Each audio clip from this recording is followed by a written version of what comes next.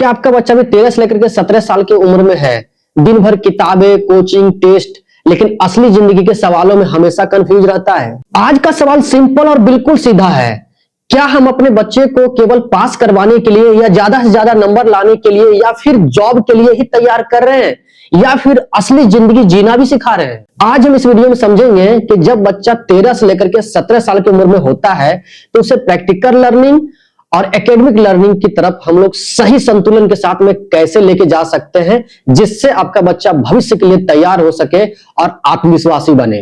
13 से लेकर के 17 साल की उम्र ये बच्चे की पहचान बनाती है। बच्चा अक्सर कंफ्यूज होता है कि मैं कौन हूं, मुझे क्या करना चाहिए, मुझे क्या चीजें पसंद है, मुझे क्या पढ़ना चाहिए, कौन से जॉब करने चाहिए, मुझे किधर को जाना चाहिए। इस उम्र के बच्चे से अगर आप ये अपेक्षा करते हैं कि ज्यादा से ज्यादा मार्क्स लाए तो वो बच्चा डरना सीखेगा। उन्हें बिल्कुल नहीं मालूम होता है कि मुझे पढ़ाई किस तरीके से करनी चाहिए, ज्यादा से ज्यादा नंबर लाना चाहिए या ज्यादा से ज्यादा समझदारी पर फोकस करना चाहिए, टॉपिक को समझने पर फोकस करना चाहिए। तो आपकी हमारी जिम्मेदारी बनती है कि हम अपने बच्चे को सोचने समझने वाला बच्चा बनाएं, रटने वाला बच्चा न बनाएं। अगर इस उम्र के बच्चे को आप बिल्कुल फ्री छोड़ देते हैं तो आपका बच्चा दिशाहीन हो जाएगा। उन्हें सही दिशा देने की जरूरत है, जो पेरेंट्स और टीचर दोनों मिलकर कर सकते हैं। इस उम्र में बच्चे को पढ़ाई के साथ साथ में सही स्किल देना बहुत जरूरी है। मार्क्स जरूरी है, लेकिन स्किल उससे भी ज्यादा जरूरी है, जो बच्चे के रियल लाइफ में काम आता है उससे आगे बढ़ने के लिए। अब दूसरा पॉइंट है एकेडमिक लर्निंग क्यों जरूरी है, क्योंकि यही बच्चे का बेस बनाती है उसे लाइफ में एक अच्छे करियर के लिए। लेकिन ये संभव कैसे है? अगर आप अपने बच्चे को 3 से लेकर के 4 घंटा फोकस्ड स्टडी पर ध्यान देते हैं तो आपका बच्चा आगे बढ़ पाएगा। उन्हें मोबाइल और टीवी से आपको दूर रखना होगा। अगर वो देखता भी है, अगर वो इस्तेमाल भी करता है मोबाइल और टीवी का, तो सिर्फ सीखने के पर्पस से करेगा। उन्हें रटने के बजाय सीखने पर फोकस करना होगा और उन्हें सिखाना होगा कि आप किसी टॉपिक को रटने के बजाय कैसे उसे समझ सकते हैं अपने रियल लाइफ से जोड़ करके।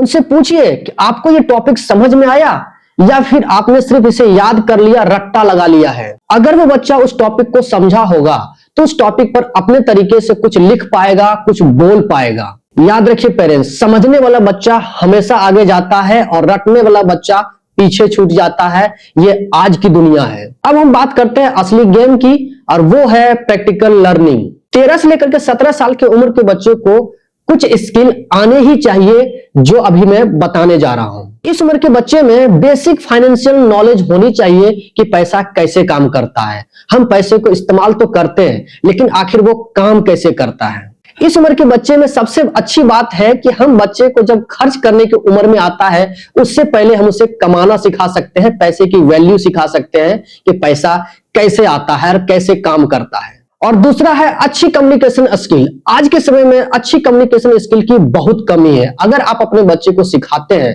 तो वो बहुत आगे जाएगा। और तीसरा है डिसीजन मेकिंग। अगर आपका बच्चा किसी भी स्थिति में सही तरीके से डिसीजन ले पाता है तो वो सारी परेशानियों को खुद से सॉल्व कर पाएगा और वो अच्छे से आगे बढ़ पाएगा। वरना आप जानते ही है कि आजकल छोटे छोटे प्रॉब्लम में लोग फंस जा रहे हैं और आगे बढ़ नहीं पाते हैं। और चौथा है टाइम मैनेजमेंट। अगर आपका बच्चा टाइम मैनेजमेंट सीखता है तो अपने लाइफ में बहुत अच्छा कर पाएगा, वो डे टू डे काम को बहुत बेहतरीन तरीके से कर पाएगा। और पांचवा है प्रॉब्लम सॉल्विंग, जो हर किसी व्यक्ति को सीखना चाहिए। और आपके बच्चे को अगर आप सिखाते हैं तो वो अपनी छोटी छोटी प्रॉब्लम को खुद से सॉल्व कर पाएगा और आगे बढ़ पाएगा, वरना वहीं के वहीं फंसा रह जाएगा। आप अपने बच्चे को कह सकते हैं कि ये छोटी सी प्रॉब्लम है, आपको सॉल्व करना है। आप अपने बच्चे को कह सकते हैं कि घर का बजट है, आपको बनाना है। आप अपने घर के बजट को कैसे बना सकते हैं ये आप हमें बताएं। किसी भी टॉपिक पर कम से कम 5 मिनट आपका बच्चा अच्छे से बोल पाए या अच्छे से लिख पाए, ये आपको सिखाना होगा।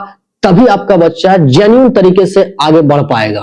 उसे कहिए कि खुद का टाइम टेबल बनाओ और अपने काम को अच्छे से मैनेज करो। उनसे कहिए कि आप किसी भी समस्या का समाधान खुद ढूंढो और देखो कि आप कैसे उसे कर सकते हो। याद रखिए पेरेंट्स, अगर आपका बच्चा खुद से डिसीजन लेना सीख जाएगा तो वो आगे चल के बेटर लीडर बन पाएगा। और चौथा पॉइंट है और सबसे प्रैक्टिकल बात है कि इस उम्र में हम अपने बच्चे को 70% हिस्सा एकेडमिक नॉलेज की तरफ लेकर के जाएं और 30% उसका हिस्सा आप प्रैक्टिकल नॉलेज की तरफ लेके जाएं, ये सही संतुलन होगा 13 से लेकर के 17 साल के बच्चों के लिए। लेकिन एग्जाम के समय इसे पलट करके आप 80 और 20 के रेशियो में रख सकते हैं, क्योंकि एग्जाम का टाइम थोड़ा मेहनत का टाइम होता है, ज्यादा से ज्यादा बच्चों को पढ़ाई करनी पड़ती है। मतलब साफ है कि आप अपने एकेडमिक और प्रैक्टिकल नॉलेज का रेशियो को थोड़ा बहुत ऊपर नीचे कर सकते हैं, लेकिन प्रैक्टिकल हिस्सा बिल्कुल जीरो नहीं करना है, उसे हमेशा 20 के रेशियो में आपको बनाए रखना है, जो आपको बहुत कुछ सिखा देगा। आए दिन बड़े बड़े कॉलेज और स्कूल इंटर्नशिप कराते रहते हैं, इसके पीछे का कारण ही यही है कि बच्चा प्रैक्टिकल नॉलेज को सीखे। और पांचवा पॉइंट है कि कम्युनिकेशन स्किल सबसे बड़ी स्किल है आज के समय में।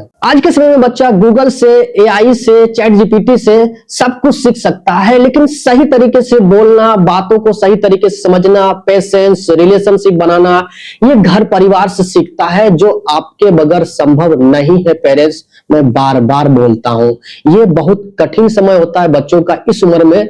अगर आप बच्चे को प्रैक्टिकल लर्निंग, कम्युनिकेशन स्किल की तरफ नहीं लेके जाएंगे तो केवल मार्क्स लेकर के बच्चा क्या कर पाएगा। इस उम्र में हर रोज बच्चे को 30 मिनट इन्हीं सब चीजों पर आपको देना है कि उसके प्रैक्टिकल हिस्से में क्या बदलाव आ रहा है, बच्चा कितना सीख पा रहा है प्रैक्टिकल लर्निंग को, बच्चा ठीक से बोलना सीख पा रहा है कि नहीं, उनकी बातों में दम है कि नहीं, वो सही टॉपिक पर बोल पा रहा है कि नहीं, वो टॉपिक को समझ रहा है कि नहीं। उन्हें बगल में बैठाइए और पूछिए कि बताइए आज आपने ऐसा क्या नया सीखा, आज किन चीजों को करते हुए आपसे गलती हुई और उस गलती को क्या आपने सुधारा है। उनसे पूछिए कि आज बताइए आपने ऐसा क्या किया जिस पर आपको खुद गर्व करना चाहिए।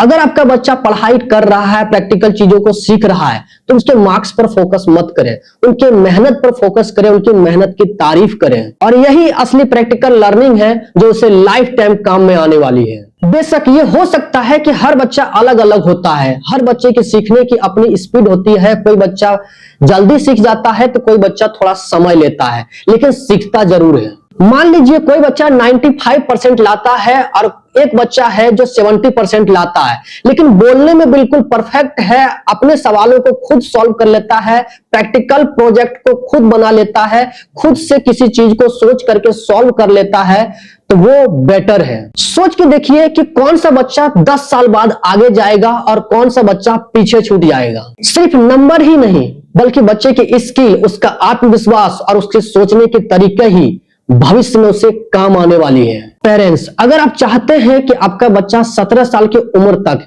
इस तरीके से तैयार हो, तो इन 5 चीजों को आप जरूर सिखाएं। बस यही संतुलन है जो आपके बच्चे को करियर में बहुत आगे लेके जाएगी, जो पेरेंट्स आपके बगैर संभव नहीं है।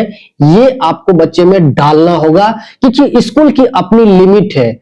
स्कूल एकेडमिक लेवल पर बिल्कुल ठीक काम कर रही है, आपको जरूरत है कि बच्चे की प्रैक्टिकल लाइफ में उसे सहयोग करना होगा, क्योंकि 13 से लेकर के 17 साल की उम्र में बच्चा इतना अवेयर, इतना समझदार, इतना मैच्योर नहीं होता है कि वो इस तरह के डिसीजन खुद से ले पाए या इस तरह की बातें उसके दिमाग में आए। ये कोई जरूरी नहीं है, ये आपको सिखाना होगा, आपको डालना होगा। इस 13 से लेकर 17 साल की उम्र को आप बिल्कुल हल्के में मत लीजिएगा, क्योंकि यही बच्चे की करियर को डिसाइड करता है या फिर उसके करियर को गलत दिशा में ले जाने के लिए भी डिसाइड करता है।